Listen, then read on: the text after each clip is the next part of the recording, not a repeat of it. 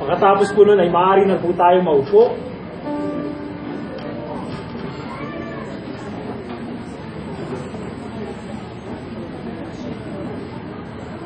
Tunay na napakahalaga po na kilalanin natin na ang pagtitipon tuwing araw ng linggo ay hindi lamang para sa ating sarili. Sabi nga sa Biblia, walang sino man ang nabubuhay para sa sarili lamang. Dahil tayong lahat ay may pananagutan sa bawat isa. Kung alam po natin ang John 3:16, alam din dapat natin ang unang John 3:16. Dahil ang John 3:16 ay nagpapahayag ng pagmamahal ng Diyos sa sanlibutan. Ang 1 John, unang John 3:16 ay nagpapahayag hindi lamang ng pagmamahal ng Diyos sa sanlibutan, kung hindi ang ating tungkuling mahalin din dahil sa pagmamahal ng Diyos sa atin, mahalin din ang ating kapwa. At yun ay tungkulin ng bawat isa. Napakaganda kung sana makikita natin. Araw na naman ng linggo, tayo'y nagkatipon-tipon. At maraming bagay na kinakailangan nating makita at susuriin sa ating salita ngayon. At hinahamon ko po tayo, tuwing tayo'y magkakatipon-tipon, sana po ay hindi lamang tayo makikinig, kung hindi magdadala tayo ng Biblia at susundan natin ang aral. Dahil may mahalaga pong mensahe ang Panginoon tuwing linggo sa atin. Nadadalhin natin at gagawin natin parang baon, Lunes hanggang Sabado, upang maigawad natin yung siyang kapangyarihan ng salitang yun na ating tinanggap sa linggo, maibigay natin, maipahayag natin, at mai-share natin dun sa mga taong ating makakasalimuha sa araw ng mga susunod. Tayo ay nakikita natin ang hamon sa atin sa araw na ito ukol sa kalawakan, kagandahan ng pag-ibig ng Diyos. Ang hangarin ng Diyos na tayo ay umibig ng lubos. At ipinakita to sa dalawang kwento. Ang unang kwento sa Lumang Tipan, 2 Samuel chapter 12, ay kinuwento ukol sa buhay ni David, na kung saan matapos siya magkasala na mapakabigat na kasalanan, siya ay nangalunya at siya ay pumatay. Hindi lamang siya nanlinlang ng kanyang kaibigan, hindi lamang siya nangalunya sumama sa ibang babae na hindi niya asawa, kung hindi pinapatay pa niya yung asawa ng babae yun. Napakabigat ng kasalanan. Subalit, hindi po yun ang aral ngayon. Ang aral po noon ay sa kabila ng kabigatan ng kasalanan na ginawa ni David, mas higit, mas malawak ang kapatawaran ng Panginoon. Na siyang kapatawaran kung ating makikilala sa ating puso, ay magkakaroon ng isang bisa sa ating buhay na siyang magbabago sa atin upang magkaroon tayo ng kapangyarihan dahil sa grasya, kagandahang loob at awa ng Diyos na makita natin ang kapangyarihan ng Kanyang kagandahang loob, ang kapangyarihan ng grasya ng Panginoon. Dahil ang Panginoon ay mabuti. Handaan po natin ang ating winiwika. Ang Panginoon ay mabuti sa lahat ng panahon. Ulitin natin ha. Panginoon ay mabuti sa lahat ng panahon. Okay? Sagot ninyo. Okay? Ang Panginoon ay mabuti sa lahat ng panahon. Sa lahat ng panahon. Ang Panginoon ay mabuti. Okay. Natin kalimutan yung English, madali. No? God is good all the time. All the time, God is good. Nakakataka, no? Pag Pilipino nating mga Pilipino, buhol-buhol ang ating mga dila. Marahil ay magandang hamon yun, kaisipan, lalong-lalo sa araw na yun. Ngayong araw na ito, araw ng kalayaan natin. Ibong mang may layang lumipad. Kulungin mo at pumipiglas, bahayan pa kaya? No? At yun ay kinakailangan natin kilalanin. ang pagmamahal sa sariling wika. Dahil pag hindi ka na daw nagmahal sa sariling wika, ikaw ay masahol pa sa Malasang isda. hasa-hasang hindi pa na uhugasan. Sa bisugo o kaya ay galunggong. Balik tayo sa salita ng Diyos. Ang lubos na pagmamahal ng Diyos. Yun ay nakita natin sa pangalawang kwento rin. Hindi lamang kay David, kung hindi dito sa isang babaeng makasalanan na lumapit kay Kristo. Lahat ng tao biglang nagulat. Dahil nakita nila, hinayaan ni Kristong hawakan siya ng babae yun. At sa Hudyo, ito ay hindi pwedeng mangyari. Dahil ang taong tinatawag nilang outcast, itinaboy na ng lipunan. Mga babaeng mabababa ang tinatawag na moralidad. Mga taong merong dungis sa kanilang buhay. Na si Kristo ay kilalang isang rabbi. Nakikita ang mga ngaral ng salita. Hinayaan niya ang babaeng lumapit at hindi lamang lumapit kung hindi paglingkuran siya. At kaya naging object siya ng mga kwentuhan at kung ano-anong bulungan ng mga tao ng panahon niya. Ano sabi ni Yesu Kristo? Siya ay nagsabing, itong babaeng to, ang mga kasalanan niya, bagamat malaki, malawak, ay pinatatawad na. Ang kagandahang loob ng Diyos. Ngayon ang katanungan po sa atin. Alam natin ang Diyos ay mabuti. Ang Diyos ay may kagandahan. Ano nga yun sa ating buhay ngayon? Ano nga ba ang bisa nun sa ating kabuhayan ngayon? Tayong nabubuhay dito sa pang-21 siglo na halos 2,000 taon na nakalilipas. Paano ngayon natin igagawad yung kagandahang loob ng Diyos na yun sa ating buhay at sa buhay ng ating mga minamahal sa lahat ng tao? Kailangan natin simulan ang sinabi ni Pablo sa Galatia 2:20. Galatians 2:20. Isang scripture na maganda nating pagbulay-bulayan at aralin. Sabi doon ni San Pablo, ang napako ako sa krus na kasama ni Kristo. Gayunman, ako ay nabubuhay. Ngunit hindi ako ang nabubuhay kung hindi si Kristo ang nabubuhay sa akin. At ang buhay na ikinabubuhay ko ngayon sa laman ay ikinabubuhay ko ng may pananampalataya sa anak niyang Diyos na siyang umibig sa akin at nagbigay ng kanyang sarili para sa akin. I have been crucified with Christ. But it's no longer I. Hindi na ako to. Hindi na ito yung dating lasinggero. Hindi na ito yung dating mahilig magsinungaling. Hindi na ito yung taong nandagaya. Dahil ang buhay na ipinamumuhay ka ngayon, the life I now live in this flesh, I live by faith. By faith in the Son of God who loved me and gave Himself up for me. That is our hope. The love of God is now with us. And so we are the ones now. Tayo ngayon ang kinasihan magmahal. At ang pagmamahal na yun, ang pagsunod natin sa kanyang mga utos, ay hindi isang pagmamahal dahil lamang sa takot, dahil lamang sa baka ako ay parusahan ng Diyos pag hindi ko siya sinunod. Hindi lamang dahil sa napipilitan lamang tayo. Bagong buhay ang iginawad ng Diyos sa atin. Sabi nga, hindi na ako ang nabubuhay. Hindi na itong tao ito nakilala niyo noon. May bagong buhay na to at kasama ni Kristo, pinako sa krus ng Kalbaryo.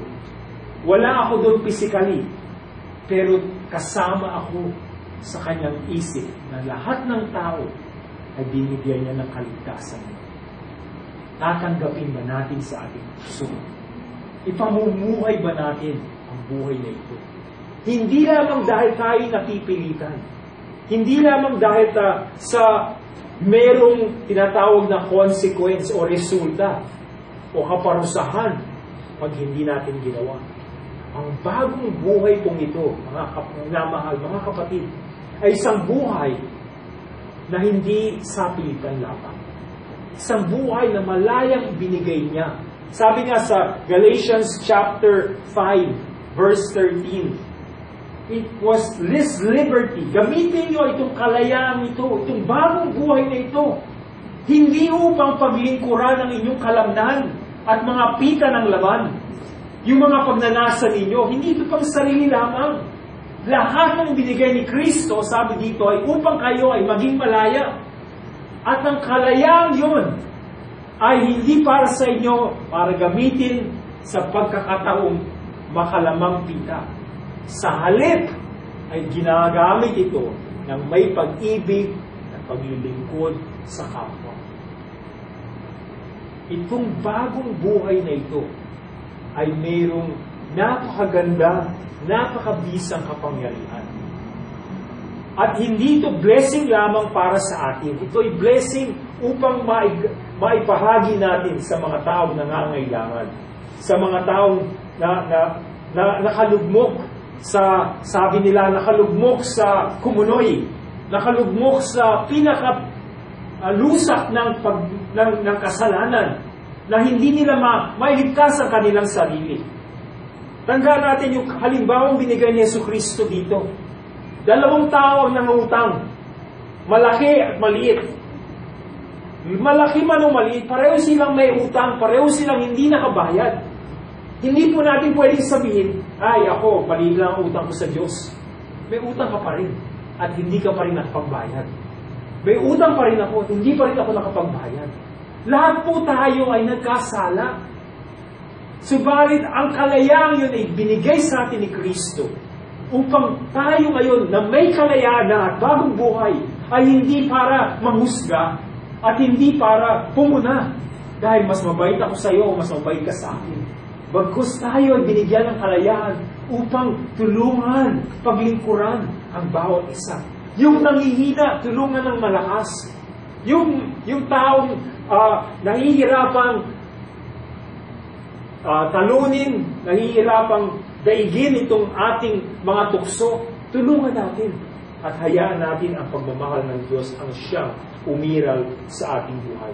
Malugod at dahil taus-puso natin kinakailangan ibigay ito. Sabi nga doon sa ating salmo kanina, hindi tayo parang kabayo na kinakailangan pang merong tali para sabihin. Huwag kang tumulad sa kabayo o sa mola na walang pangunawa na upang sumunod lang ay hahatakin pa ang renda. Hindi na po tayo ganun. May kalayaan tayo ngayon upang gawin ang kabutihan na kusang loob na bumubukal sa ating puso. May kagalakan pa na kasama at kalakip yun. Sabi nga sa 2 Corinthians chapter 9 verse 7, sabi doon ni San Pablo sa mga tiga-Korinto, ang pinaka-konteksto po nito ay ang pagbibigay. Sabi niya, malugod kayo magbigay. Magbigay ang bawat isa ayon sa ipinasya niya sa kanyang puso. Hindi sa kalungkutan o sa pangangailangan. Okay, sa ibang translation, ito pong sabi, na maluwag sa loob at hindi napipilitan lamang sapagkat iniibig ng Diyos ang taong nagbibigay ng may kasayahan. Hindi napipilitan lamang. Dahil ang ating ginagawa pang araw-araw, bakit tayo sumisimba? Bakit tayo nandito po ngayon? Napilitan lang ako Hinaya lang ako. Dahil pag hindi daw ako sumimba ngayon, hindi ako makatatanggap ng biyaya sa Diyos. Kaya ako sumimba. Maganda, marahil ang pagsipanimula yun. Subalit, hindi po nais ng Panginoon na tayo manatili doon sa ganung antas. Nais na tayo lumago. Nais na tayo maging ganap.